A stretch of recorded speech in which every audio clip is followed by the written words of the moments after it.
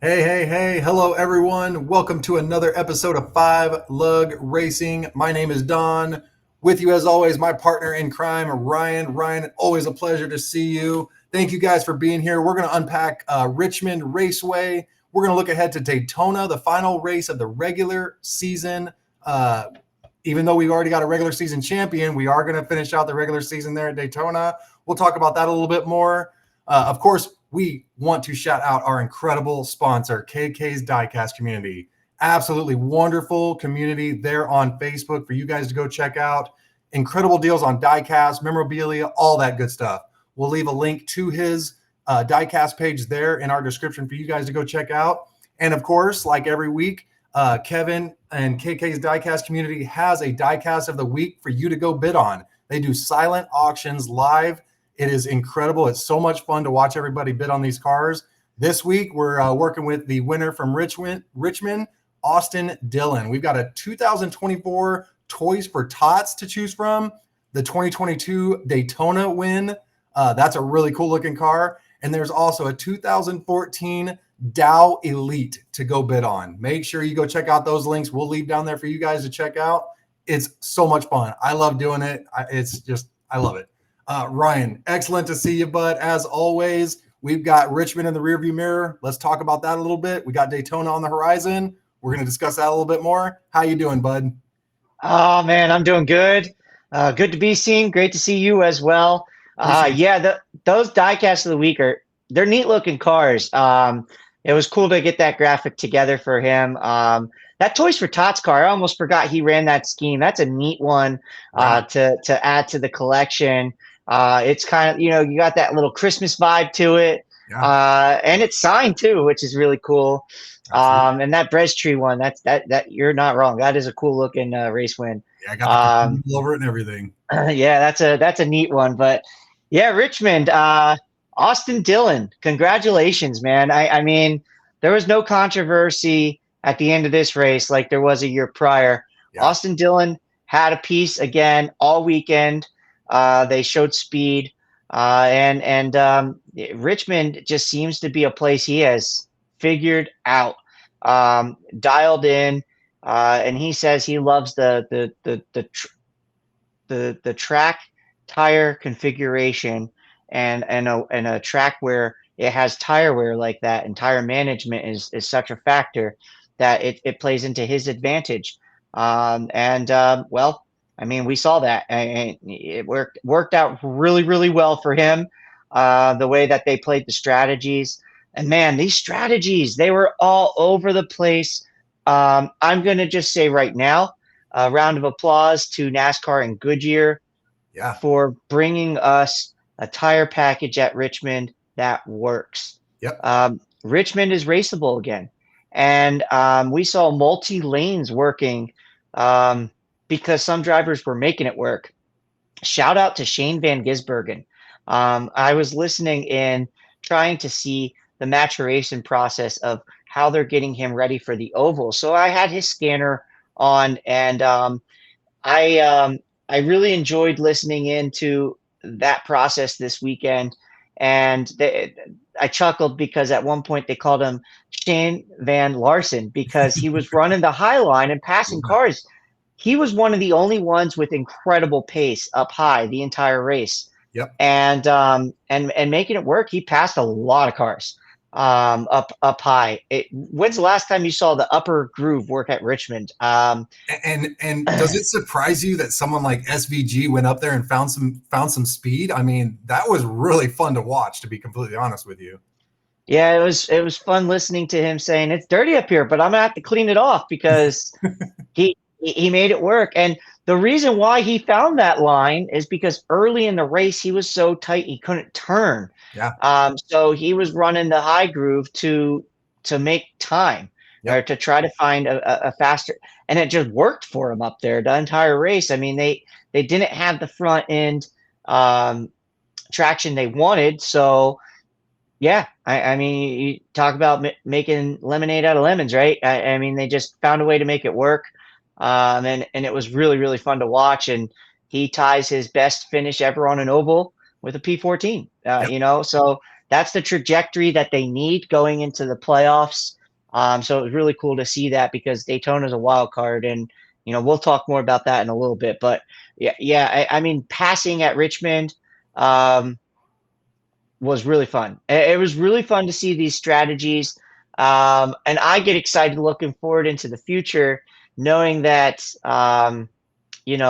we got short track racing next year coming up, and I'll just say it. I'll leak it now. We saw the schedules come out, right? And we're not going to dive too deep into that, but North Wilkesboro's on it in the regular season, getting a points race. We all knew that was going to potentially happen.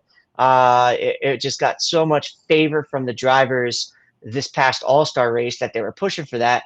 So I think to a North Wilkesboro and a small track like that, multi-lane, we saw it in the All-Star race, but when you have that option set up on that tire to where it plays into the strategy, man, I was like, I was giddy. I was giddy thinking about this tire package at Richmond, at North Wilkesboro, because, oh my goodness, I mean, we're going to have cars running over people. Like there's going to be traffic issues, and the leaders are going to have to navigate that, as they did it at Richmond at times, and how you jump, who comes in first and gets those tires, right? And how it all levels off, because we saw such a time difference in those new tires versus the old, It was and 2 to 3 seconds on that fall off. It was absolutely incredible. And 3 laps made a difference. Yeah. Like 3 laps made a significant difference on the back end of the run. Right. So it was really, really great to see racing like that. And that's what we want on these short tracks. So again, NASCAR, Goodyear, great job. We'll rip them when it's not, and we've had issues in snooze fests. This was not. It was nothing close to that. Yeah. This was a really, really fun, entertaining race to watch, and it's unfortunate we had some heavy hitters in the beginning. Have misfortune. We got to talk about Tyler Reddick. Tyler Reddick and his 45 Camry was fast, real fast. And the reason why we talk about him is because he's a playoff bubble driver. And the playoff bubble is gotten tighter than it needed to be for Tyler Reddick. I mean, there is mathematically a path that he does not make the playoffs. Right. Alex Bowman is right now the bubble driver, right above the cut line. He is the 16th man in the playoffs right now at plus 60, and Tyler is at 15th place at plus 89. And so mathematically, I mean, just to get this out of the way, mathematically, everybody below 16 has to win now. There's no mathematical way they can go out, win stages, get all the bonus points, win the race, and pass Alex Bowman. It would have to be a win. There's no other choice right now. Yeah. And so, I mean, the playoffs definitely, when we talk a little bit more about Daytona a little bit, that this window has just gotten a lot tighter. We know that aside from 2 drivers, they're absolutely, if somebody else is going to make it, they need to win. But I mean, talk about what we've seen take place. I mean, take place in Richmond with some accidents, right? A key contender in Tyler Reddick gets knocked out because of this tire strategy, really. Right. I talked about people getting run over potentially at North Wilkesboro. Well, it happened in Richmond, because you have slower cars riding around, faster cars coming off a pit road, absolutely ripping to make their pace they need to make to gap themselves, unlap themselves, whatever may be the case. Well, Tyler Reddick's fresh off a pit road. You got the 45 and the 99. I'm sorry. 54. The 54. I got my numbers backwards. Oh, you're good. The 54 and the 99. Truex gets into Ty Gibbs and shoves him. Sorry, but it was Suarez, not Truex. My goodness, I'm all over the place here today. Not Truex. Wow, Suarez getting into Ty Gibbs like he did, and unfortunate benefactor of that in a negative way was the 45 of Tyler Reddick. Kind of gets like a punted off of a domino effect, Right. and it ruins their entire day. And they had a car that was more than capable of a top 3 finish. Right. And I'll say that because the strategy was kind of playing out to where it almost looked like his 2311 teammate had the better car in Bubba Wallace, which, Richmond has been a place where Wallace has shown a lot of speed the last 2 years. And unfortunately, this year, they took themselves out of that race on pit road. Yep. And we have to talk about that because these types of things happening in the race is what set up for Austin Dillon really get the position he needed to win this race. But the 23 car comes down on their cycle, just flat out dominant car for the 23 camp. They brought a piece here to Richmond. Really looked like he was going to have the car to beat. And unfortunately, they come in, they make their pit stop, they get around to the left side, and the left tire is not secured, comes off rolling down pit road, and they're able to get it and avoid a penalty because a little deja vu, if you will. Yeah, it's wild how for Toyotas this has happened a couple times this year where we see pit road penalties be avoided by other Toyota teams helping. And in this case, it was the 19 team of Chase Briscoe that got that tire on the car, and it was that same tire too. It all landed right. It worked out. But it didn't work out to the fact that, Bubba's race was ruined. The night was gone.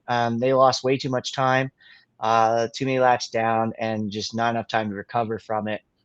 Unfortunate, but fortunately for Bubba with the Brickyard win, he's secured in the postseason. But it really looked like Bubba was about to possibly get win number 2 on the season. Absolutely. And, wasn't meant to be. Wasn't meant to be. And speaking of pit road issues, Christopher Bell, he had multiple pit road issues. Yeah, the Richmond pit road issues for the 20 car continues. This is 4 straight years with this guy. Yeah, and it's if it's not him, it's his team, but all together it's a team sport. So we win and lose together, right? And just struggles on pit road. Continue, like you said, and others as well. Denny Hamlin had pit road issues. Yeah. Just so many pit road issues unexpectedly at Richmond this year. They just kept compiling, and then the penalties, pit road penalties, and all this stuff. There was a lot of it. Yeah. A lot of it. And I'll the list for you real quick. You want to go through that list real quick? I mean, let's go through it. Richmond was nuts. We're talking about. This is in lap order. Ty Dillon, crew member over the wall too soon. Ty Gibbs, speeding on pit road. AJ Allmendinger, unspecified vehicle interference. Denny Hamlin, speeding on pit road. Chase Elliott, unspecified vehicle interference. Ty Gibbs again, speeding. Corey Heim, speeding. Kyle Busch, speeding. Cody Ware, speeding. Tyler Reddick, pitted before pit road is open. Justin Haley, pitted before pit road is open. Tyler Reddick again, pitting before pit road is open. Noah Gragson, passing the caution car on the track, which counts as a pass-through. Yeah. This was, and we still got a few more. John Hunter Nemechek, commitment line violation. Christopher Bell, again. I mean, with the penalties on that 20 car, commitment line violation. Bubba Wallace, pitting out of a signed pit box. So he did receive a pass-through penalty on that, even though he lost a tire on pit road. The only penalties that come after that is if it comes off on the racetrack for safety issues. Correct. And last but not least, John Hunter Nemechek gets the last penalty. That's 15 total, crew member over the wall too soon. What the heck is it with Richmond and these guys not able to get out of pit road cleanly? Yeah. And like with Bell, he had the commitment line, but then his team had an issue getting a wheel tight, and just, they avoided any issues with that wheel coming off, and they got it right on pit road, but still, you're not wrong, man. I mean, it was absolute madness. Like Richmond has been plaguing people, and it's becoming one of the tougher pit roads, I guess. I mean, the Reddick penalties, those were because of damage, Damage, and knew they were going to take a penalty anyway. They just had to get to yeah, right. They had to get to pit road. They wanted to work on the car as quickly as possible, get right. back around, and just keep working on it, keep working on it. So those ones you understand. I think Haley's was the same thing. Correct. That was, And we need to talk about the big one at Richmond before we start talking about the big one at Daytona. Kyle yeah, Busch triggers a big one, bud. I mean, what happened there? well, impatience. That's the way I see it. I mean, y- Kyle Busch literally caused 3 accidents in the same lap. Yeah. He it's just it's absolute bonkers. So he gets into it was the one car. Ross. He gets into Ross and then gets by that. Ross gets into, was it the 17? Yeah. Chris and Yeah. I think Brad was in there too.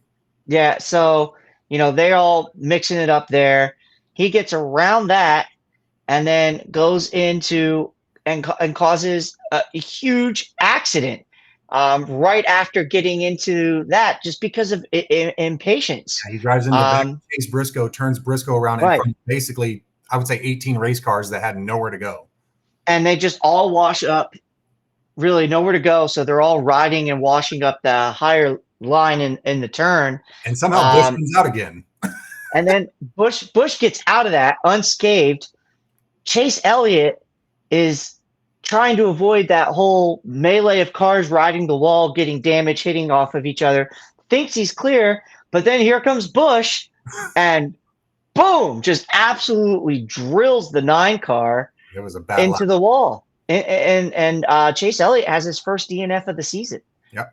Which is, impressive that he made it the week before a race where you expect big ones, Daytona, the wild card, the wild card we call Daytona.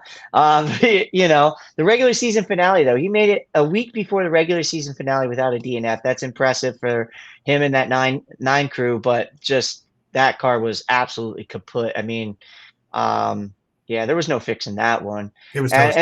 He knew it was over. Yeah, he turned it off right away, and just absolute madness. Didn't think we'd see a big one like that. I texted you. I said I thought Daytona was next week. It's like, man. But have to feel on the flip side of RCR and that organization, you have the 3-car ultimately grab the checkered flag. So it's really cool to see Austin Dillon and the 3 team get to celebrate a legitimate victory, not too much like last year with all the controversy that happened there. But again, everybody in the playoffs that doesn't have a win gets pushed down 1 spot. That leaves who's left above the line, man. So that's it. We got Reddick and Bowman, and Austin Dillon slides into that 14th spot right now in the playoffs with 5 playoff points. Yep. And so he's right behind Josh Berry with 6. So now really after the whole Richmond shakeup, we go into Daytona, and it's about to get wild because you had mentioned it. Everybody that is not Alex Bowman and Tyler Reddick knows they have to win. But if you're Alex Bowman, you almost have to feel like you have to win, because if a new winner happens, Don, you're out, Bowman. See you bye. Everything drops down another level, and unfortunately for the 48 fans and the 48 team, they are on that bubble line. So if a new winner pops up from 17th and lower, that 48, that's it. And Reddick will end up having enough points to finish out the regular season. What a strange calendar year for the 45 team to go from regular season champion to skimming into the playoffs as the 15 seed. I mean, that's crazy. And nobody expected it either. A lot of people were putting 5 wins on this guy's head at the beginning of the season, myself included. I thought he was going to have a monster year. Yeah. I mean, I think that that's the expectation of himself and that team, is that, they expect to go out and perform. I would say that their intermediate track stuff has been missing a little bit something this year, Yep. where that was a strength of theirs last year. And, they better find it soon because, we're up against it, right? They got Daytona, which is a wild card race, and then it's playoffs. So if you do make the playoffs and then they find a way to start winning in the playoffs, well, you could say, great, they're getting hot at the right time. I mean, we had drivers limp into the playoffs last year, having, for their standards, abysmal seasons. And let's just say it, the champion, Joey Logano, was one of them. Yep. He was not having a good season, really, and he found life in the postseason. Yep. Started winning at the right time, got a couple timely wins that got him into the next rounds, and he was able to go get himself a championship. It seems like this format's still a little bit flawed, Ryan. There's opportunity for improvement everywhere, as we've learned the last year together. That's the NASCAR playoff system is no exception to that. There's room for improvement to kind of help some of that balance out a little bit more. Maybe we could go all day about the playoff format, the winning you're in, everything about it. This is the format we have, guys. This is what is on the table. Every driver has an equal opportunity at it. It's up to them to go out there and do it. So, Absolutely. And you speak of the win and you're in, and there was an upset driver this past weekend in Richmond, the guy who finished runner-up. We were just talking about him, Alex Bowman. Yep. He was, calling out race manipulation and, just all types of, can I say, whining? There was some whining in there. Yeah, I mean, they were trying to get around at the end of the race. They're trying to run down Austin Dillon. And I'm just going to tell you right now, the pace told me on the SMT, he wasn't going to. Right. Austin Dillon played the pit cycle completely perfect at the end of that race and was pulling away. Matter of fact, he had to get around and race Ryan Blaney hard for first place. Right. And it worked out well, and it was beautiful racing between the 3 and the 12. And it was clean. It was, what you want to see. And then, Bowman, with a little bit of fresher tires, he does get past the 12, but he just didn't have enough laps. It was not something he was really going to get, but he's calling race manipulation, saying that the 33 car, who was many laps down, and then also Shane Van Gisbergen in the 88 were blocking and wouldn't let him through. And, first of all, I'm gonna say this right now. Every race car that's on the racetrack is entitled to their space on the racetrack. I think we've said this before in episodes about other drivers, and so I'm going to say the same rule applies, right? Yes, there are things sometimes, driver courtesies, and but at the same time, I was listening to the chatter, and he was complaining about the 88. Here's the problem, okay? 88 has been running the race up high the entire day. So it was not like he all of a sudden just drifted up there, locked down, and said, nope, I'm not, I'm creating a blockade. You can't get past me. Right. The 88, while the 48 was trying to get around his own traffic, the 88 was passing cars for position. So why should Shane have to move over for the 48? He shouldn't.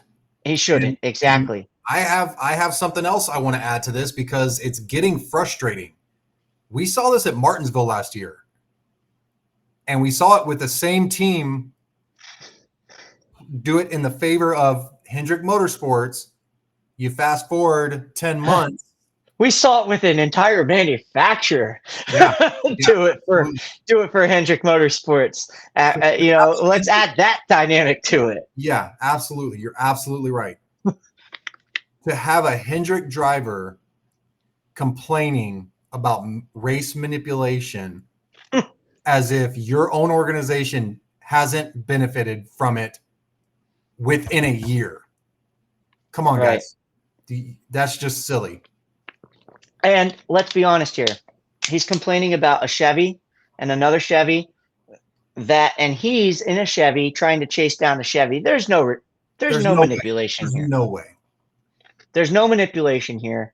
Alex was upset and frustrated, Right. which you're allowed to be, but don't project false narratives Correct. from your upset because you can't get around.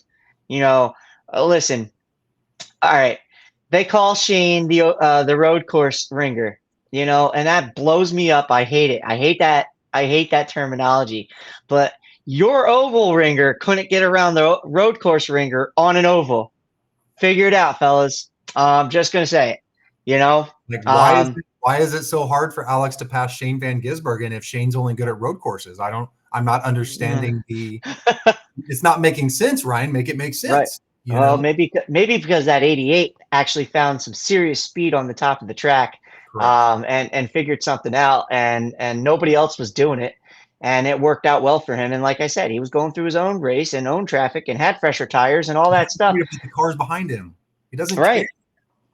Yeah. I'm looking at 13th place, y'all. I don't care what's going on behind me. Yep.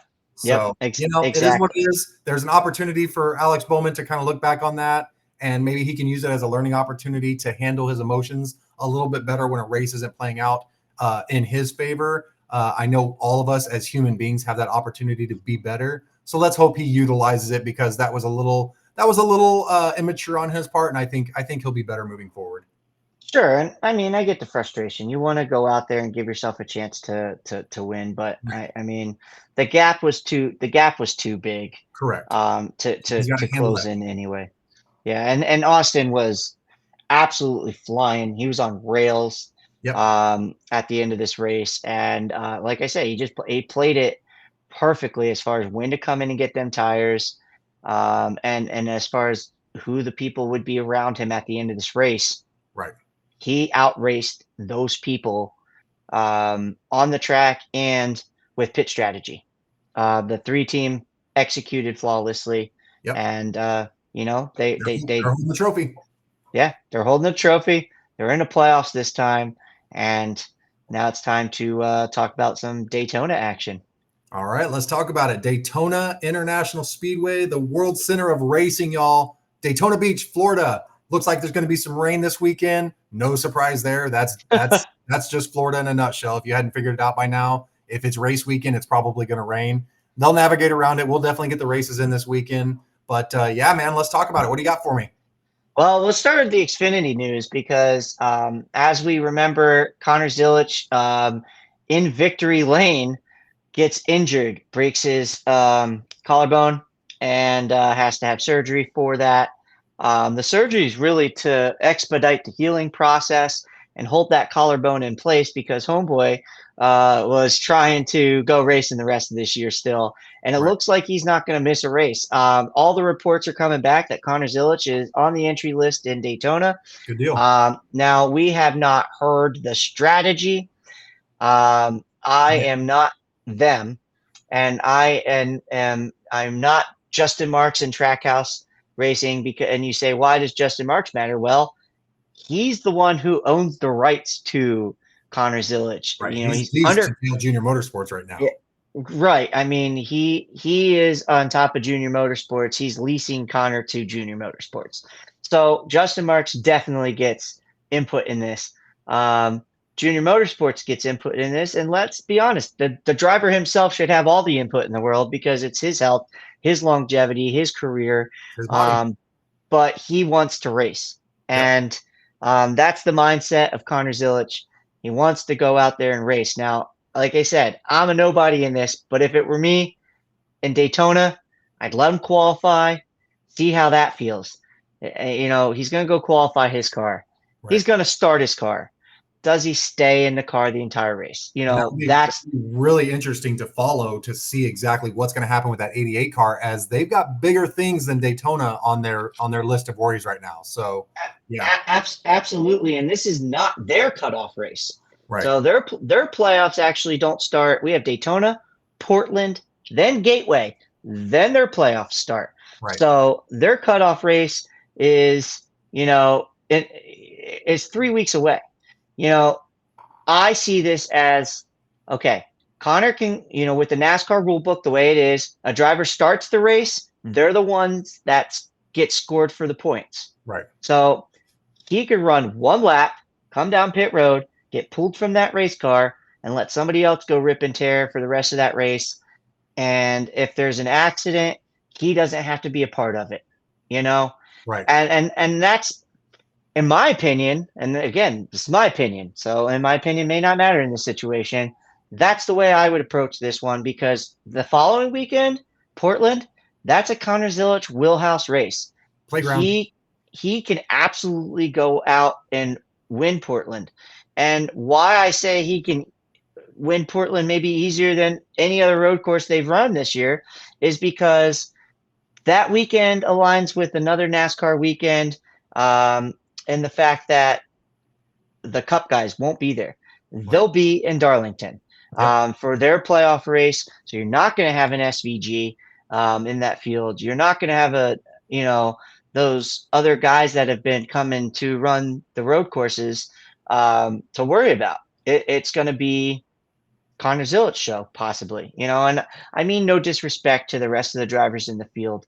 We're just calling But it for what it is, guys. Let's yeah, he's just Sam Mayer is very good on road races as well. Right. There's a handful of others, but Connor Zilic and SVG in the Xfinity stuff this year, and Suarez when he was in, they've been the class of the field. Right. So you got to look at it for what it is, like you just said. So it's going to be exciting to follow what they decide to do collectively between Trackhouse, JRM, and Zilic. They're all going to have their way in on that. And either way, I hope that if he does stay in the car, he's safe, healthy, all that good stuff. Glad to see that he's not going to miss much time. And he especially gets with how scary that fall was. When that fall happened, we thought, man, is this season done? Like, my goodness. That would have been gut wrenching because, I mean, not only is the regular season championship on the line, but he's got a bigger one, the big trophy on the line as well. I mean, he's in the catbird seat in both categories right now. And talk about the double whammy. He's not coming back to Xfinity next year, so he can't even defend missing out on the championship if he were to miss out on it. Now, did we just leak that? Don? I mean, the writing's on the wall. I'm assuming he's not going to be in Xfinity next year. Let me read. The writing's on the wall that he won't be in Xfinity next year, Don. That's the assumption I'm going to make. No, we don't know for sure, but let's assume that. Or do we? But yeah, but no, seriously, I mean, all things considered, you're absolutely right. And besides that, I don't care what series you're in. When you're in the position to win a championship and you've got a potential stranglehold, a strong opportunity to win a championship, you don't know when you're going to get those opportunities again. Even if you did get the chance to defend it, there's no guarantees in racing or sports or life. You take that opportunity and you go get it. And that's what they're going to do. Yeah, y'all want an example? Justin Allgaier just won his first championship. Let's just call it what it is right there. I mean, that's a perfect example. Yeah. So. Yeah, I mean, you may only get one shot in your career to win a championship. You never know. Take advantage of the opportunity presented. Right, absolutely. And then we go to the ultimate wild card, the Cup race this weekend. Those trucks, by the way, they're off again. I mean, like these guys, I tell you. They should be fresh. They should be fresh in the playoffs. Let's just call that. Yeah, they should be. They gotten a lot of rest the last couple of weeks. They sprinkle in a race here and there just to appease people, but no, just kidding. All my truck friends, it's like, true. They do get an inordinate amount of time off compared to the other series. Absolutely. Yeah, it is true. We call that for what it is. But the Cup guys, it's their regular season finale. I can't believe this is here already. Blur. Yeah. It's been a blur. I feel like we just got to Daytona in February. Yep. And now we're here at the regular season finale, where we start our season. And it is It's insane because we talk about all the things that we've seen this season so far, how this season started, right? You start the year off with um, the wild finish that was at Daytona that led to a William Byron Daytona 500 victory again. And then, you follow it up with another wild weekend of, wild card type drafting type race at Atlanta, and Christopher Bell gets a win.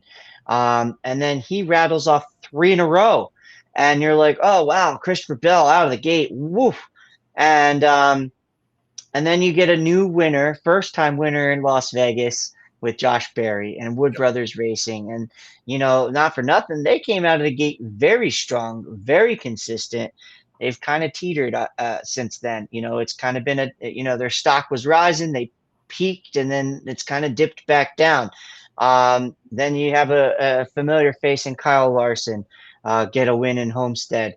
Denny Hamlin gets a win in Martinsville when he announces his new partnership with a new sponsor they brought to the sport in Progressive. They park at P1, and then he goes back to back. And then you see Kyle Larson absolutely just put a butt whooping on people at Bristol. Yep. Austin Cindric punches his ticket to the postseason at Talladega. Kyle Larson's name's mentioned again at Kansas. And then we go All-Star Racing, where you see Christopher Bell have a resurgence. Absolutely had a monster car in North Wilkesboro. But that's not for anything but $1 million, So, Just a million, no biggie. Ross Chastain gets as he called it, the World 600 down in Charlotte. Big race for him, and punches their ticket to the postseason. In a Ryan backup Blaney car. In a backup car. in a backup car. That weekend was wild because they had the pace, just tore up their car. Yep. Men and women at that shop all night working wee hours of the morning to get that car down the road to the racetrack, get through tech, and then he goes and finds his way through the field with 600 miles and wins. What a story that was. Like I said, Ryan Blaney, Nashville, gets a guitar. Denny Hamlin goes out and wins one in Michigan.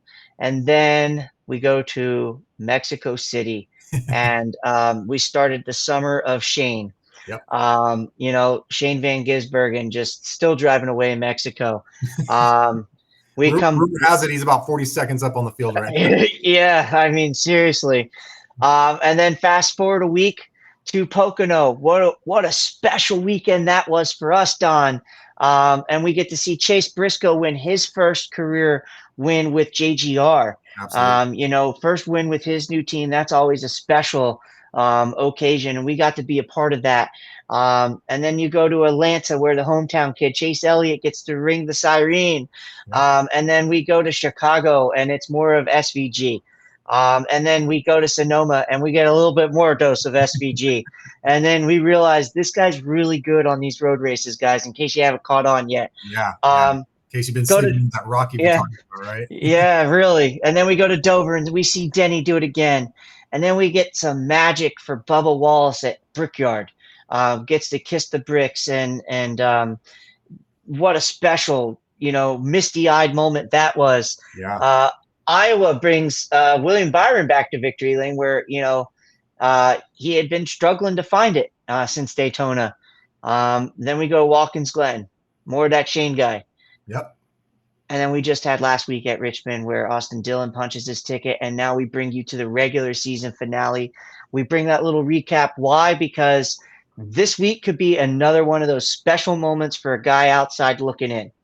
There's a handful of them that know that this is the place that if they have a shot to get into the postseason, it's now or never. And we got a good as chance as anybody, because this is a drafting style track where if you put yourself in the right position and get the right help from behind you, you can be a Coke 400 winner, Coke 400 down in Daytona. We saw Harrison Burton win this race last year. Yep. So, and not taking anything away from Harrison, but he knew he was a lame duck in that car. Right. Didn't mean he wasn't going to give his effort and his all for himself and his race team and for his future. But we know we're going into Daytona with a chance of a new winner. We know we're going into Daytona with a chance of an exciting finish. And I just don't know what else to say. I mean, we look at the NASCAR odds coming into the weekend. Well, Kyle Busch is your favorite, tied with Ryan Blaney. Okay. And the NASCAR odds, Vegas is giving Kyle Busch and Ryan Blaney plus 1,200. Joey Logano right behind him. Denny Hamlin, Brad Keselowski, Kyle Larson, William Byron, Chase Elliott, Chris Buescher, Austin Cindric. That's where the Vegas odds are right now. Take that sheet and crumble it up, my friend. Just throw it out the window. It don't matter. Means nothing. It means nothing. Dude. Means nothing. Bring a race car to the track. Start the race. Bring a whole one back on the trailer when you leave. Yeah, bring a race car to the track, start the race, and hope you can finish it. But not only that, I mean, if you start a race in Daytona or Talladega, you got a chance. Yeah. You know, everybody's equal.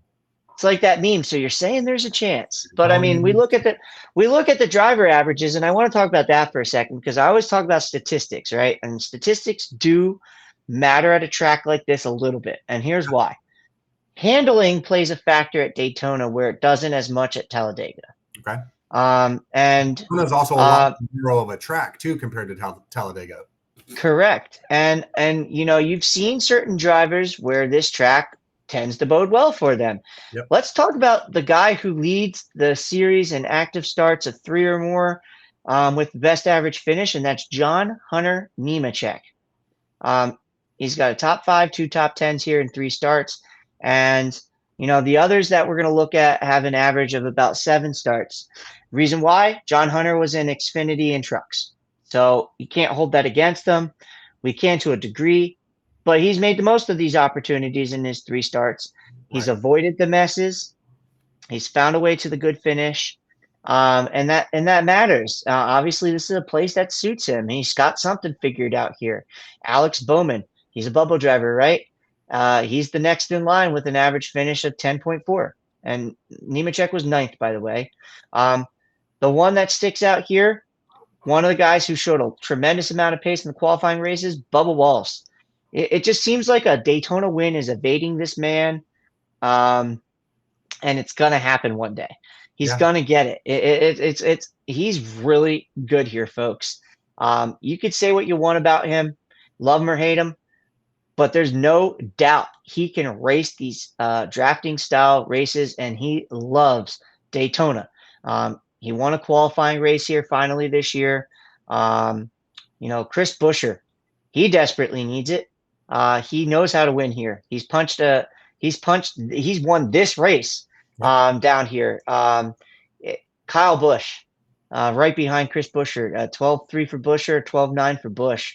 Cody Ware, 13.2. There's a name you don't hear often, but he knows how to get around Daytona. He does well at this place.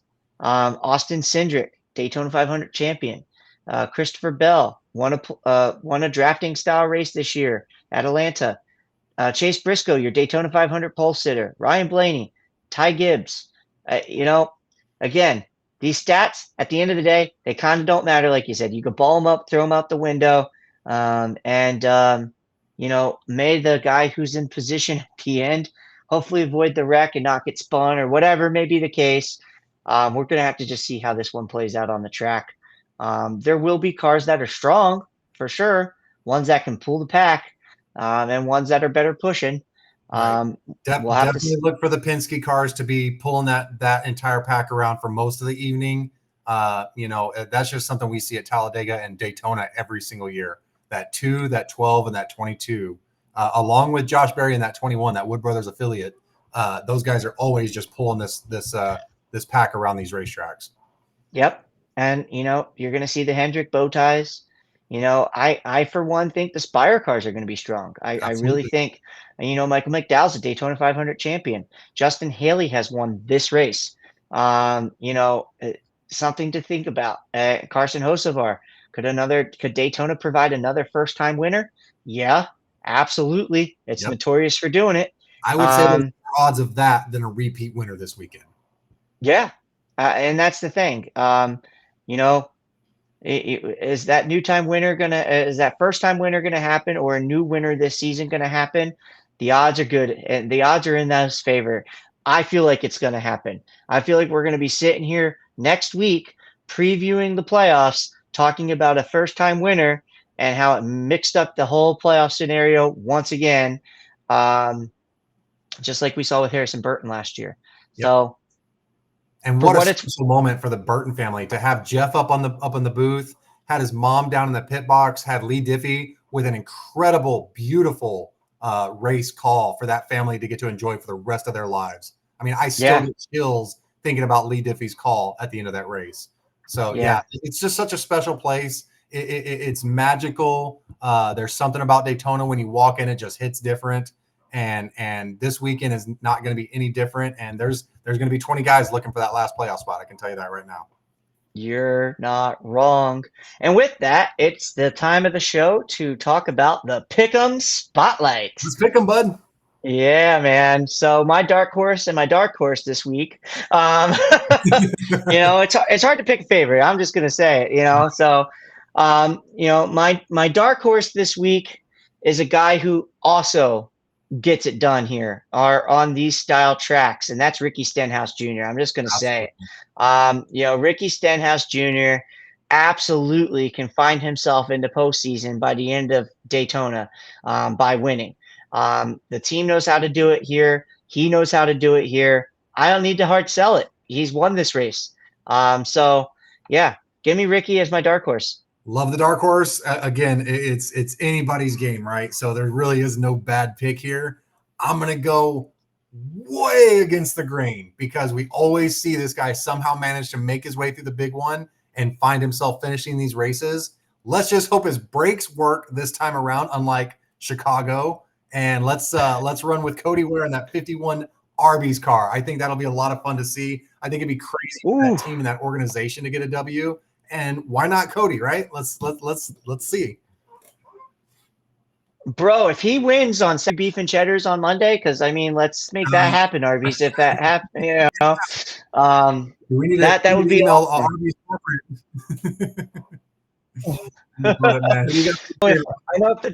I know if the Trackhouse guys win with Wendy's, you get nuggets and stuff. So we need to get on that, Arby's, okay? If it happens. Listen, I can't argue against that because, like you said, he dodges it and it's anybody's game. Anybody's game, though. They've been close a couple times. They've had pace a couple times this year. Today, the day we're going to see it. We all can accept the fact that we've seen this guy's prime already. He's on the back end of his career. Correct. It's been a long time since he's won a race. A long time. Last time he did it was at Gateway. Kyle Busch has a good as chance as anybody to win this weekend. Richard Childress is off of Richmond, where Rowdy had a good car. He just was a battering ram for that one lap and like an mixed it up for people. Yeah, he really was, and I expect him to be a track where he has to be more poised, and you play chess at a track like this. I think we'll see that, but I also think we're going to see Kyle Busch, and can Rowdy get it done at Daytona, and can Richard Childress Racing literally at the 19th minute, the 19th hour, put both of his cars in back-to-back weeks into postseason. It'd be interesting to watch. Be a heck of a storyline going into postseason as we prep for Darlington. But who you guys your favorite? Real quick, I want to elaborate on your Kyle Busch pick because he was just mere feet from winning this race last year. He took the white flag, if I remember correctly, in P1. Parker Resclaff got a good push on Harrison Burton on the back straightaway, passed by Rowdy. Rowdy had a chance to actually, if he wanted to, it would have been politically correct, but Harrison threw that double block. Kyle could have sent him into the grass if he wanted to. Yep. But he didn't. Right. So Harrison got a freebie there and not getting turned on that second block. Kyle Busch could have been your winner. Kyle Busch took the higher road, kept the car straight, got everybody home. P2. Kyle Busch is more than capable of winning this race. Would not surprise me at all to see that number 8 Richard Childress car find victory lane this weekend. My favorite, I got to go with a Chevy again as far as mimicking your pick. And I think I got to go with that 48 camp. And because we've seen crazier things from that 48 team, it wouldn't surprise me to go see them go out to Daytona, get it done when they need it most. And I know they don't want to find themselves on the outside of this bubble by 1 point because somebody else from 33rd place came in and won the race. That's just gut wrenching. So I expect that Hendrick Chevy 48 Ally car piloted by Alex Bowman to find victory lane at Daytona International Speedway this weekend. Yeah. And it wouldn't be the first time that they had a playoff woe like that, because if we all remember back to last year following the Roval, they didn't make weight and their position was DQ'd, and then they got bumped out of the next round of the playoffs, and Joey Logano gets in and he ends up becoming your champion. So so wild how that all happens, right? So I mean, why not? HMS is going to be strong down here, so why not Alex Bowman? It's anybody's game. And I know I'll be tuning in. I know you'll be tuning in. Absolutely. We hope you'll be tuning in at home. Can't wait for it. Absolutely. Hey, for everybody that made it to the end of the episode, thank you guys so much for hanging out with us. It truly means so much that you hang out with us and you talk racing with us. Make sure to jump out in the comments and tell us what you think about Daytona this weekend. What do you think about Richmond last weekend?